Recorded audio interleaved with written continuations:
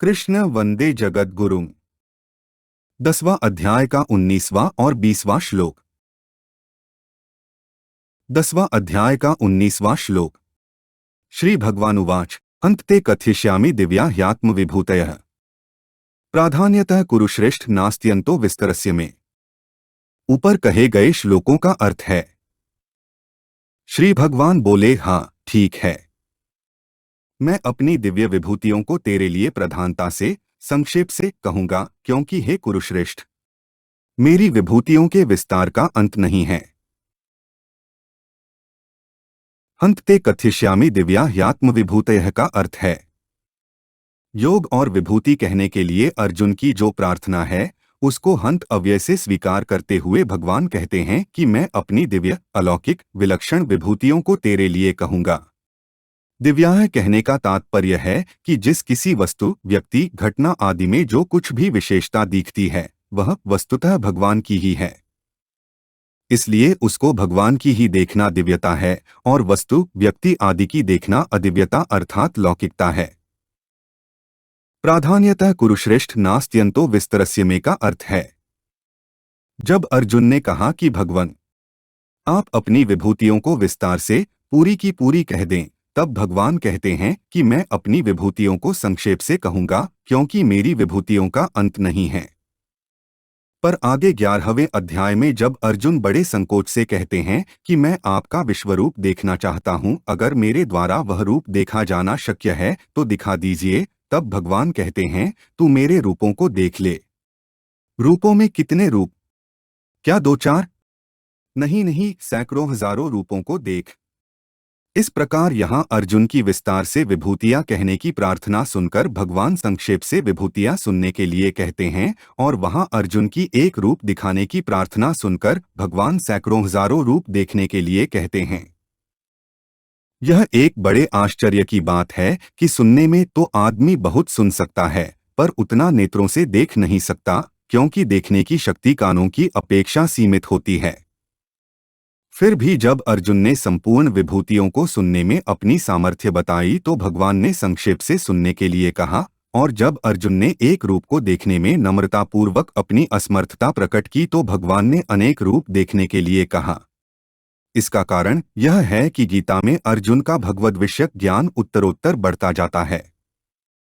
इस 10वें अध्याय में जब भगवान ने यह कहा कि मेरी विभूतियों का अंत नहीं है, तब अर्जुन की दृष्टि भगवान की अनंतता की तरफ चली गई। उन्होंने समझा कि भगवान के विषय में तो मैं कुछ भी नहीं जानता, क्योंकि भगवान अनंत हैं, असीम हैं, अपार हैं। परंतु अर्जुन ने भूल से कह दिया कि आप अपनी सबकी सब विभूतियां कह दीजिए। इसलिए अर्जुन आगे चलकर सावधान हो जाते हैं और नम्रतापूर्वक एक रूप को दिखाने के लिए ही भगवान से प्रार्थना करते हैं। नेत्रों की शक्ति सीमित होते हुए भी भगवान दिव्य चक्षु प्रदान करके अर्थात चर्मचक्षुओं में विशेष शक्ति प्रदान करके अपने अनेक रूपों को देखने की आज्ञा देते हैं। दूसरी बात, वक्ता की व्यक्तिगत बात पूछी जाए और अपनी अज्ञता तथा अयोग्यता पूर्वक अपने जानने के लिए प्रार्थना की जाए, इन दोनों में फर्क होता है। यहाँ अर्जुन ने विस्तार पूर्वक विभूतियाँ कहने के लिए कहकर भगवान की थाह लेनी चाहिए, तो भगवान ने कह दिया कि मैं तो संक्षेप से कहूंगा, क्योंकि मेरी विभूतियों की थाह नहीं है। 11वें अध्याय में अर्जुन ने अपनी अज्ञता और अयोग्यता प्रकट करते हुए भगवान से अपना अव्यय रूप दिखाने की प्रार्थना की, तो भगवान ने अपने अनंत रूप देखने के लिए आज्ञा दी और उनको देखने की सामर्थ्य, दिव्य दृष्टि भी दी। इसलिए साधक को किंचन मात्र भी अपना आग्रह, अहंकार न रखकर और अपनी सामर्थ्य, बुद्धि न लगाकर केवल भगवान पर ही सर्वथा निर्भर हो जाना चाहिए, क्योंकि भगवान की निर्भरता से जो चीज मिलती है वह अपार मिलती है। 10वां अध्याय का 20वां श्लोक। अहमात्मा गुडाकेश सर्वभूताश स्थितः अहमादिष्ट मध्यंच भूतानामंत एव च। ऊपर कहे गए श्लोकों का अर्थ है, हे नींद को जीतने वाले अर्जुन, संपूर्ण प्राणियों के आदि, मध्य तथा अंत में भी मैं ही हूँ और प्राणियों के अंतःकरण में आत्मरूप से भी मैं ही स्थित हूँ। भगवान का चिंतन दो तरह से होता है, एक, साधक अपना जो इष्ट मानता है उसके सिवाय दूसरा कोई भी चिंतन न हो। कभी हो भी जाए तो मन को वहां से हटाकर अपने इष्ट देव के चिंतन में ही लगा दे। और दो, मन में सांसारिक विशेषता को लेकर चिंतन हो तो उस विशेषता को भगवान की ही विशेषता समझे। इस दूसरे चिंतन के लिए ही यहाँ विभूतियों का वर्णन है। तात्पर्य है कि किसी विशेषता को लेकर जहाँ की वृत्ति जाए वहाँ भगवान का ही चिंतन होना चाहिए, उस वस्तु व्यक्ति का नहीं। इसी के लिए भगवान विभूतियों का वर्णन कर रहे हैं। अहमादिष्ट मध्यं च भूतानामंत एव च का अर्थ है, यहाँ भगवान ने अपनी संपूर्ण विभूतियों का सार कहा है कि संपूर्ण प्राणियों के आदि, मध्य तथा अंत में मैं ही हूँ। यह नियम है कि जो वस्तु उत्पत्ति विनाशशील होती है, उसके आरंभ और अंत में जो तत्व रहता है, वही तत्व उसके मध्य में भी रहता है, चाहे दिखे या ना दिखे। अर्थात जो वस्तु जिस तत्व से उत्पन्न होती है और जिसमें लीन होती है, उस वस्तु के आदि, मध्य और अंत में यानी कि सब समय में वही तत्व रहता है। जैसे सोने से बने गहने पहले सोनारूप होते हैं और अंत में सोनारूप ही रहते हैं, तथा बीच में भी सोनारूप ही रहते हैं। केवल नाम, आकृति, उपयोग, माप, तौल आदि अलग अलग होते हैं और इनके अलग अलग होते हुए भी गहने सोना ही रहते हैं। ऐसे ही संपूर्ण प्राणी आदि में भी परमात्म स्वरूप थे और अंत में लीन होने पर भी परमात्म स्वरूप रहेंगे, तथा मध्य में नाम, रूप, आकृति, क्रिया, स्वभाव आदि अलग अलग होने पर भी तत्वतः परमात्म स्वरूप ही हैं।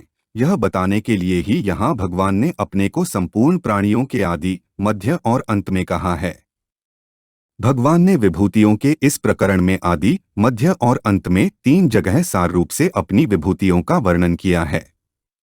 पहले इस 20वें श्लोक में भगवान ने कहा कि संपूर्ण प्राणियों के आदि, मध्य और अंत में मैं ही हूँ। बीच के 32वें श्लोक में कहा कि संपूर्ण सर्गों के आदि, मध्य और अंत में मैं ही हूँ। और अंत के 39वें श्लोक में कहा कि संपूर्ण प्राणियों का जो बीज है वह मैं ही हूँ, क्योंकि मेरे बिना कोई भी चराचर प्राणी नहीं है। चिंतन करने के लिए यही विभूतियों का सार है। तात्पर्य यह है कि किसी विशेषता आदि को लेकर जो विभूतियां कही गई हैं, उन विभूतियों के अतिरिक्त भी जो कुछ दिखाई दे वह भी भगवान की ही विभूति है। यह बताने के लिए भगवान ने अपने को संपूर्ण चराचर प्राणियों के आदि, मध्य तथा अंत में विद्यमान कहा है। तत्व से सब कुछ परमात्मा ही है, इस लक्ष्य को बताने के लिए ही विभूतियां कही गई हैं।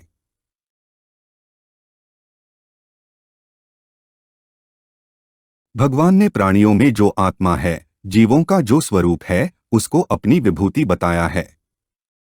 भगवान ने सृष्टि रूप से अपनी विभूति बताई कि जो जड़ चेतन स्थावर जंगम सृष्टि है, उसके आदि में मैं एक ही बहुत रूपों में हो जाऊं, ऐसा संकल्प करता हूं और अंत में मैं ही शेष रहता हूं। अतः बीच में भी सब कुछ मैं ही हूं, क्योंकि जो तत्व आदि और अंत में होता है वही तत्व बीच में होता है। अंत में 39वें श्लोक में भगवान ने बीज, कारण रूप से अपनी विभूति बताई कि मैं ही सबका बीज हूँ, मेरे बिना कोई भी प्राणी नहीं है। इस प्रकार इन 3 जगह 3 श्लोकों में मुख्य विभूतियां बताई गई हैं और अन्य श्लोकों में जो समुदाय में मुख्य हैं, जिनका समुदाय पर आधिपत्य है, जिनमें कोई विशेषता है, उनको लेकर विभूतियां बताई गई हैं। परंतु साधक को चाहिए कि वह इन विभूतियों की महत्ता, विशेषता, सुंदरता, आधिपत्य आदि की तरफ ख्याल न करे, प्रत्युत ये सब विभूतियां भगवान से ही प्रकट होती हैं। इनमें जो महत्ता आदि है वह केवल भगवान की है, ये विभूतियां भगवत स्वरूप ही हैं, इस तरफ ख्याल रखे। कारण कि अर्जुन का प्रश्न भगवान के चिंतन के विषय में है, किसी वस्तु, व्यक्ति के चिंतन के विषय में नहीं। अहमात्मा गुडाकेश सर्वभूताश्च स्थितः का अर्थ है। साधक इन विभूतियों का उपयोग कैसे करे, इसे बताते हैं कि जब साधक की दृष्टि प्राणियों की तरफ चली जाए तब वह संपूर्ण प्राणियों में आत्मा रूप से भगवान ही हैं, इस तरह भगवान का चिंतन करे। जब किसी विचारक साधक की दृष्टि सृष्टि की तरफ चली जाए तब वह उत्पत्ति विनाशशील और हरदम परिवर्तनशील सृष्टि के आदि, मध्य तथा अंत में एक भगवान ही हैं, इस तरह भगवान का चिंतन करे।